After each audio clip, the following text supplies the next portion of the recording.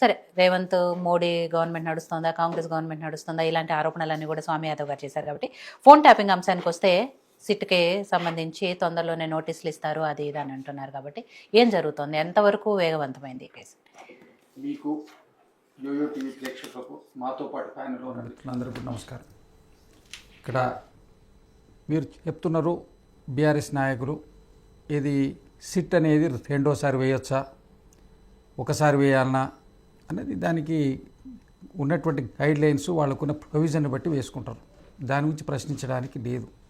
వాళ్ళు ఎవరిని కావాలంటే ఆఫీసర్స్ని మారినప్పుడు సిట్ ఒక అది మారుతుంటుంది. రెండో అంశం ఇప్పుడు ఎందుకు తెర మీదకి వచ్చింది ఇది ఈ అంశం సిట్ది, దీనికి ఫోన్ ట్యాపింగ్ది. ప్రభాకర్ రావు గారు ఎప్పుడు అరెస్ట్ అయ్యారు, ఎప్పుడు ఆయన కస్టడీకి తీసుకున్నారు, ఆయన ప్రశ్నించిన తర్వాత అక్కడ నుంచి కొంత ఇన్ఫర్మేషన్ వచ్చింది. దానికి అనుగుణంగా ఫర్దర్ స్టెప్స్ భాగంగా ఇప్పుడు సిట్ వేసి ముందుకు పోతుండ్రు. తెర మీదకి కొత్తగా మొన్న కేసీఆర్ గారు మాట్లాడింది కాబట్టి వాళ్ళ తెర మీదకి తెచ్చిన అంశం కాదు ఇది.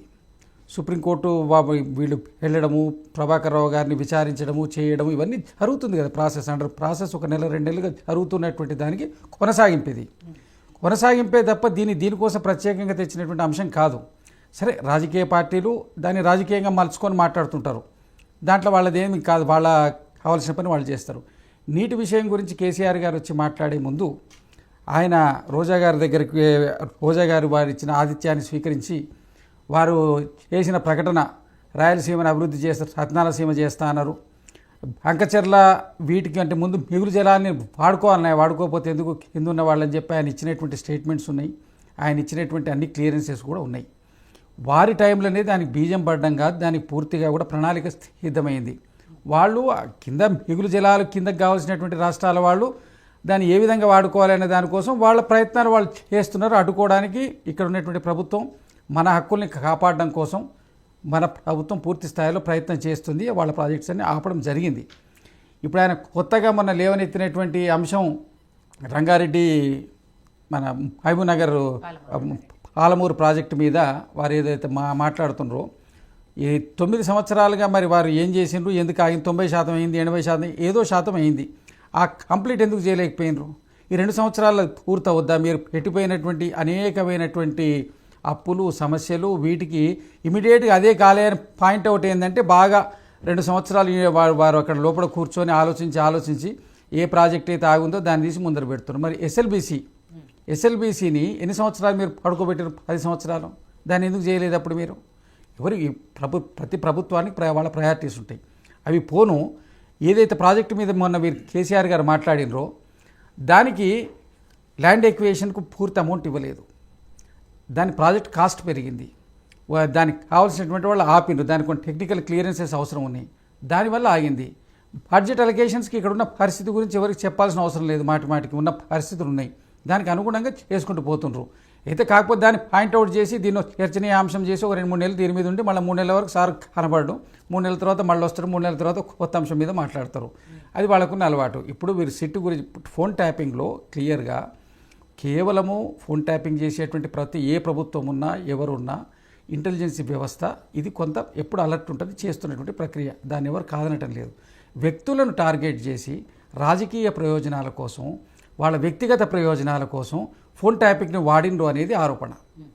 ఇక్కడ అనేకమైనది వ్యాపారస్తుల మీద, అనేకమైన సినిమా స్టార్స్ మీద వాళ్ళని టార్గెట్ చేసి వాళ్ళ యొక్క రహస్య సమాచారాలు, వాళ్ళ ప్రైవేటు విషయాలన్నిటి విని వాటిని బ్లాక్మెయిల్ చేసి తద్వారా కొంత మనీకి సంబంధించినటువంటిది కూడా జరిగిందనేది ఆరోపణ.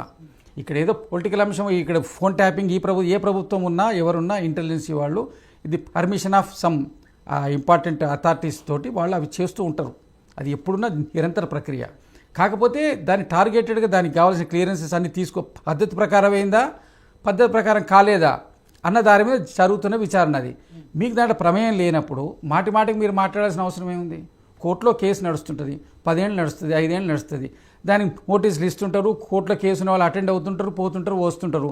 మీరెందుకు ఉలిక్కి పడుతున్నారు? ఇప్పుడు కాంగ్రెస్ నాయకులు కూడా అదే చేస్తారు కదా, మీరు అన్నారు చట్టపరంగా ఏది జరగాలి అది జరుగుతుంది. కాంగ్రెస్ నాయకులు ప్రతిసారి పెట్టినప్పుడల్లా మీటింగ్లు పెట్టినప్పుడు మంత్రులు ఎమ్మెల్యేలు హరీష్ అరెస్ట్ అవుతాడు, కేసీఆర్ అరెస్ట్ అవుతాడు, కేటీఆర్ అరెస్ట్ అవుతాడని మీరు మాట్లాడుతున్న బట్టి వాళ్ళు మాట్లాడాల్సి ఇప్పుడు వస్తుంది కదా. వాళ్ళు ఇప్పుడు మేము చేసిన విమర్శకు ప్రతి విమర్శగా చేస్తున్నా, వాళ్ళు చేసిన విమర్శకు మేము ప్రతి విమర్శ చేస్తామనేది ప్రజాక్షేత్రంలో ప్రజలు గమనిస్తున్నారు. కాకపోతే ఇక్కడ అంశం ఏంటంటే వీళ్ళు ప్రతిదానికి అరెస్ట్ చేయను ముందు అరెస్ట్ చేస్తే మళ్ళీ మేము అధికారంలోకి వస్తామని అది ఒక సాంప్రదాయం ఏర్పడ్డది. ఎందుకంటే తెలుగు రాష్ట్రాల్లో అరెస్ట్ అయిన వాళ్ళు అధికారంలోకి వస్తారనేది ఒకటి వచ్చింది కాబట్టి సరే మేము అరెస్ట్ చేయమని వాళ్ళు ఉత్సాహం చూపిస్తారు. ఎప్పుడు అరెస్ట్ చేస్తారు మమ్మల్ని? ఇంకెన్ని రోజులు ఆపుతారు మమ్మల్ని? ఇప్పుడు ఈ కేసులో చేస్తారా, ఆ కేసులో చేస్తారా, ఇంకో కేసులో చేస్తారా, లేదా కొత్త కేసు పెట్టి చేస్తారా? దీని మీద వీళ్ళు మాట్లాడుతున్నారు. అరెస్ట్ చేయండి, వాళ్ళకి ప్రధానమైన ఎజెండా అయితే అరెస్ట్ కావాలి. కాంగ్రెస్ పార్టీ అట్లా అరెస్ట్ చేసేది కాదండి.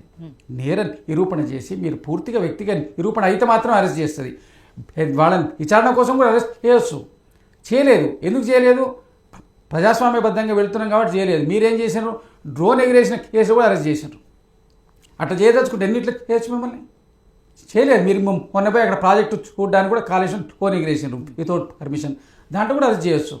కానీ మీలాగా అధికారాన్ని దుర్వినియోగం చేసేటువంటి అవకాశం కాంగ్రెస్ పార్టీ ముఖ్యమంత్రిగా ఉన్న రేవంత్ రెడ్డి గారికి కానివ్వండి, కాంగ్రెస్ పార్టీ అధిష్టానం కానీ దీన్ని ప్రోత్సహించదు కాబట్టి అరగలేదు. అదే మీరైతే ఇప్పటివరకు చాలా అరెస్టులు అయిపోయాడు. తమిళనాడు తరహాలో అందరు నాయకులను తీసుకుపోయి లోపడేసుడు, తర్వాత అవతల వచ్చుడు, ఇదంతా అరిగేది.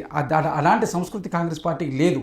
కానీ వాళ్ళ బాధ ఏంటంటే మమ్మల్ని అరెస్ట్ చేస్తలేరు, ఇంకేందుకు చేస్తలేరు, ఏ కేసులో చేస్తారు, ఎప్పుడు చేస్తారు, మమ్మల్ని చేస్తే మాకు విపరీతమైన ప్రజాదరణ వచ్చి ఎవ్వరు మిమ్మల్ని ప్రజలు నమ్మే పరిస్థితులు లేరండి.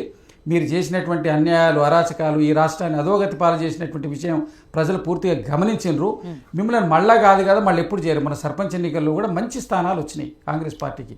కాకపోతే మ్యానిపులేషన్ అక్కడ ఇక్కడ అది పార్టీ రహితంగా జరిగినటువంటి ఎన్నికలు కాబట్టి వ్యక్తిగత కారణాల వల్ల వీళ్ళు ఒక 20%, 15% వచ్చినాయి సీట్లు. వచ్చినంత మాత్రమో ఇక మా పార్టీ చనిపోలేదు, ఇంకా మేము జీవంతో ఉన్నాం అన్నది కాక వీళ్ళు ఏమనుకుంటారంటే మాకు ఇంత కూడా ఉన్నామని మేము అనుకోలేదు, అబ్బో ఇంత వచ్చిందా అని వాళ్ళు ఉత్సాహంలో ఉన్నారు. సరే, సంతోషంగా ఉండండి మీరు, ఇంకా దాన్ని మీరు పెంచుకునే ప్రయత్నం చేయండి. ప్రజాస్వామ్యంలో ప్రతిపక్షం బ్రతికుండాలి, బ్రతికుండాలని మాత్రమే కాంగ్రెస్ పార్టీ కోరుతుంది. ప్రజాస్వామ్యం బ్రతికుండాలంటే ప్రతిపక్షం బ్రతికుండాలి. మీలాగా ప్రతిపక్షాన్ని చంపే మేము చేయం. ఎందుకంటే ప్రతిపక్షాన్ని అవతల చంపితే ఇంట్లో పుడుతుంది, మీ ఇంట్లో వచ్చినట్టు. కాబట్టి మాకు అవసరం లేదు. మీరు మీ పేరు మీరు వేసుకోండి. సిట్ అనేది మా పద్ధతి ప్రకారం అవుతుంది.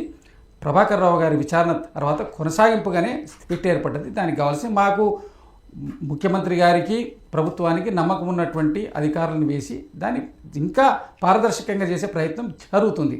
వ్యక్తిగత కారణాలు ఎవరినో కేసీఆర్ను, కేటీఆర్ను, హరీష్ రావు గారిని చేయాలనే ఉద్దేశం కాదు.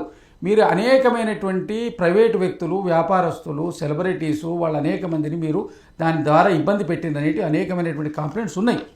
వాటికి అనుగుణంగా విచారణ జరుగుతుంది. దానికి తగ్గించిన సమాచారం వస్తే ఎవరు దాంట్లో బాధ్యులైతే వాళ్ళని అరెస్ట్ చేస్తారు. ఇది. సో సాయి కిరణ్ గారు, ఫోన్ ట్యాపింగ్ అంశము నిజంగా 2 ఏళ్ల నుంచి మాట్లాడుకుంటూనే ఉన్నాము. ప్రతిసారి దీనికి సంబంధించి ఏదో ఒక అంశం వస్తూనే ఉంది. సరే, సిట్ ప్రాసెస్ నడుస్తుంది. ప్రభాకర్ రావు గారు కస్టడీలో ఉన్నారు ప్రస్తుతానికి. ఆయన ఏ విషయాలు చెప్తారు, ఎలాంటి విషయాలు బయట పెడతారు, దానివల్ల పరిణామాలు ఎలా ఉంటాయి, ఇవంతా కూడా చర్చ జరుగుతున్న పరిస్థితుల్లో సరే ఈ అసెంబ్లీ సెషన్ తర్వాత సిట్ వీళ్ళకి నోటీసులు ఇస్తుంది, ఆ ముగ్గురు నాయకులకి, ముఖ్య నాయకులకి అనే దాంట్లో ఈవెన్ బండి సంజయ్ గారు కూడా అదే చెప్తున్నారు. నిజంగా కనుక సిట్ నోటీసులు ఇస్తే దాన్ని వెల్కమ్ చేస్తున్నాము అని చెప్పారు.